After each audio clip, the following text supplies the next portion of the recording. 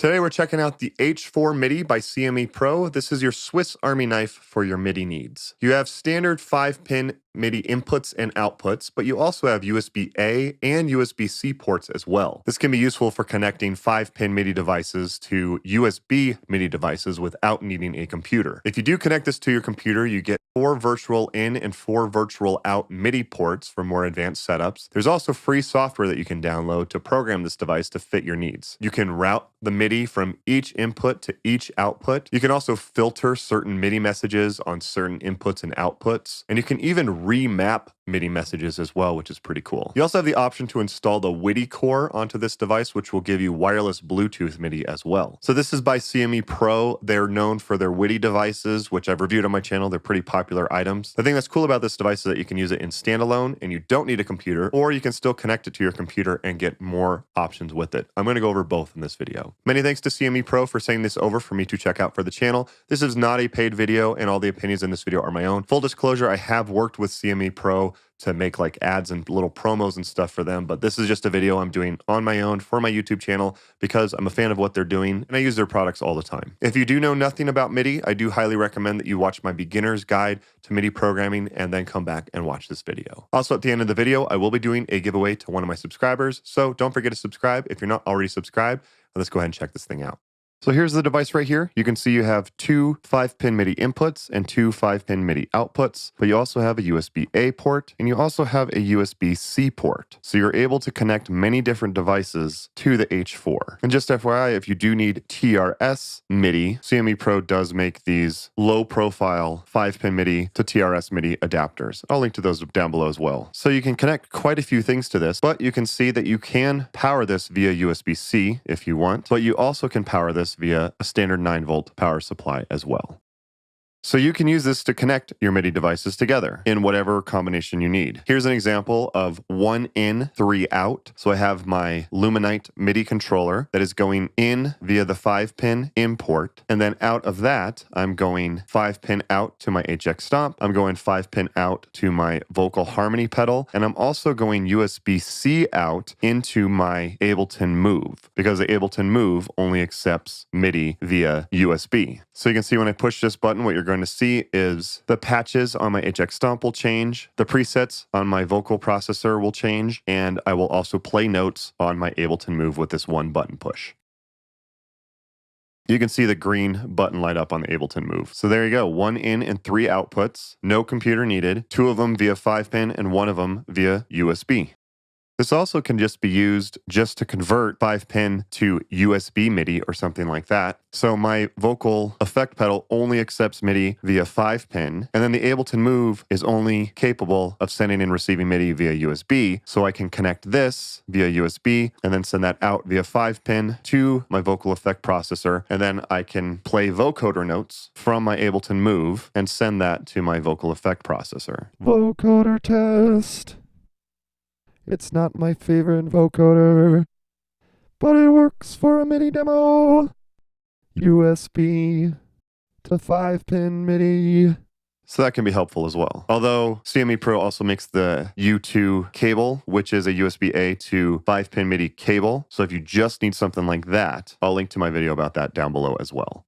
Here's an example of 2 in and 1 out. So I have my Ableton Move connected to the USB-C port, and then the MIDI out port is connected via a TRS cable into my Ableton Push up here. What I'm going to do is I'm actually going to turn on my Roly Piano M, which is a wireless Bluetooth MIDI controller, and it actually does auto pair with the MIDI core. I will show you how to install that here in a minute. But now you can see that I can play notes on my Roly Piano, and I can send notes to the Ableton Push. And I can also play notes on my Ableton Move, and it will send MIDI to my Ableton Push.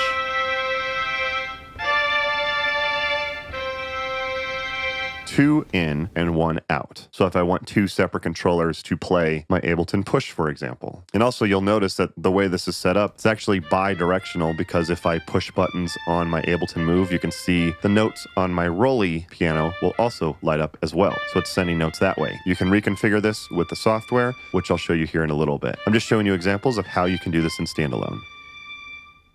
And just keep in mind, you can also expand on that USB-A port with up to 8 USB ports if you use a USB hub. This one just has 4, but you can use up to 8, which is pretty cool.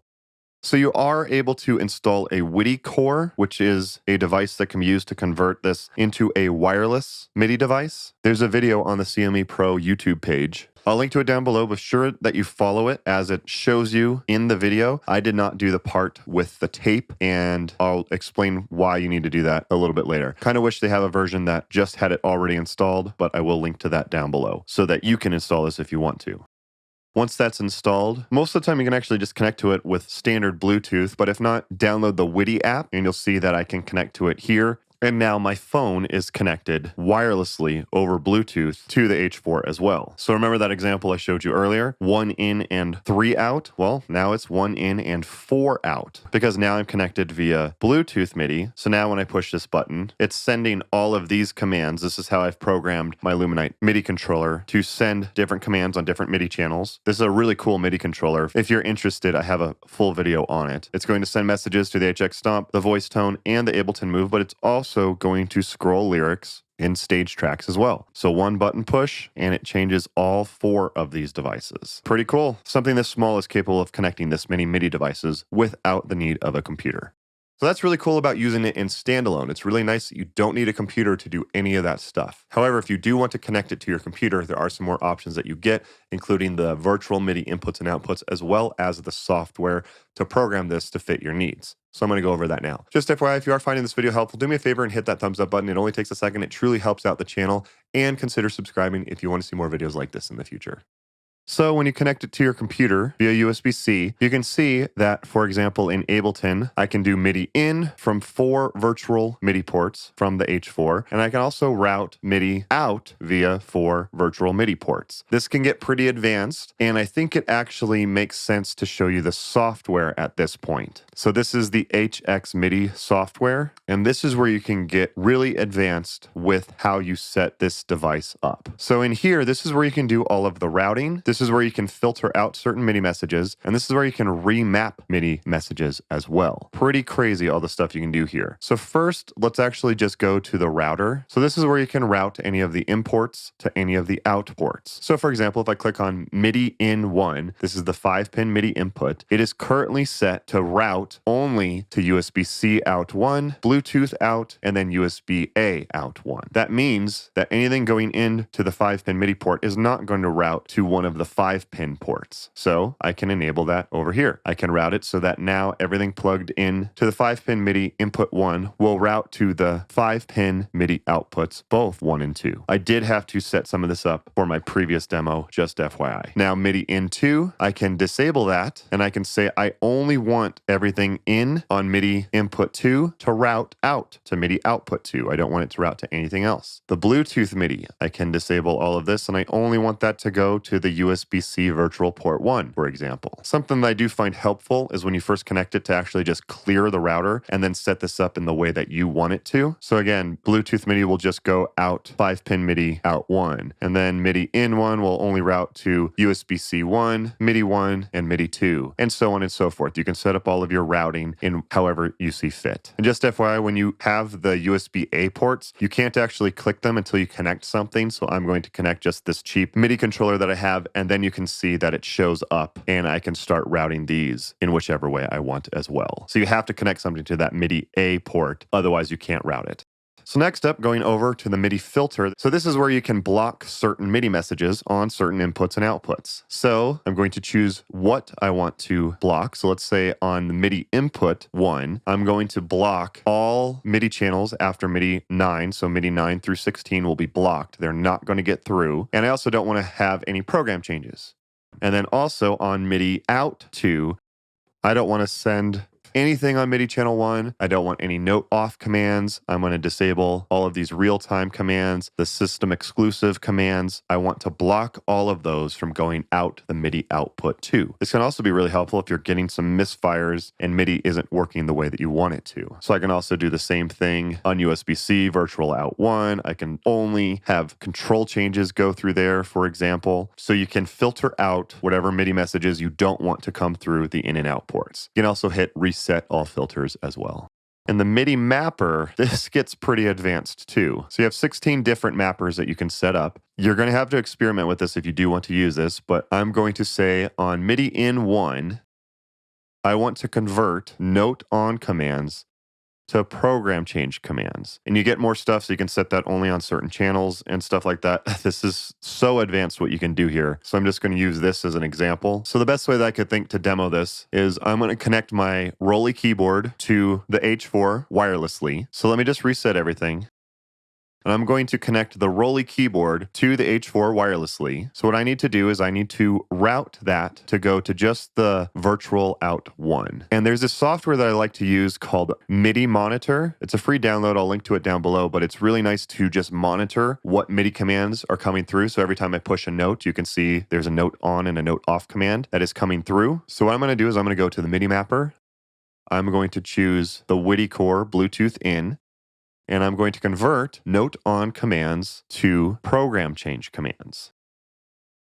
And now you can see when I push buttons, the note on has been changed to a program change now. Note on is converting to program changes. You can still see note off commands are still showing up. So what I can do is I can go into here and I can filter those out. So go to the MIDI Core Bluetooth in. I'm going to filter out note off commands, go back to the MIDI Monitor app. And now when I push buttons, it just sends program changes. Just to show you that this does work, I'm going to also route the Bluetooth MIDI in. I'm going to route that to the MIDI 5-pin outputs. I'm going to route to both of them. And then what I'm going to do is I'm going to connect my HX Stomp to the H4 via 5-pin MIDI. When my HX Stomp receives program changes, it will change presets. So now when I send note commands from my Rolly, it will change patches on my HX Stomp. So I can push buttons here and it will change patches. It's converting. I'm sending note commands to the H4 wirelessly from the Rolly keyboard. The H4 is converting all of those messages to program changes, which allow me to change patches on my HX Stomp. Pretty advanced, but pretty cool that it can do all of this. So you also can select presets down here. You get 4 different presets. So for preset 1, I'm going to leave just all the routing empty. All of this applies to the mapper and filter as well, but I'm just going to show you on the router. And then preset 2, I'm going to set that to the default routing options. And then preset 3, I'm going to just do a custom quick routing. But when I switch between them, so go to preset 1, nothing is routed.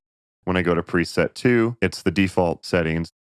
And then preset 3 is my custom routing. You also can save it like to your desktop and then load it later as well. Do you need the computer in order to do this? No, you actually have a button here on the side. It's labeled presets. It's a little tricky to hit when you have USB-C plugged in. It's a little tricky to get to, but if it's a 9-volt that's plugged in, it's actually pretty easy to switch to. And you push the button and you can see that it'll blink based on what preset you're on. So if it blinks once, you're on preset 1. If it blinks 3 times, you're on preset 3, and so on and so forth. And last but not least, something you can program, just to take this one step further, is you can change presets in this device via MIDI messages. So I can say program changes on MIDI channel 12. Program changes 0 through 3 will load 4 different presets, which is pretty crazy. A lot of stuff you can do here. And also, once you have it saved on the computer, once you've done that, it saves to the device and you no longer need the computer anymore. So you don't have to have this device always connected to the computer. You can connect it to the computer, set up your routing, mapping, and filtering, and also save presets, save all of that to the device, and then you don't need the computer anymore. Pretty cool. A lot of stuff you can do with this device, especially with how tiny it is. As of the time of shooting, this is currently listed at $69.99.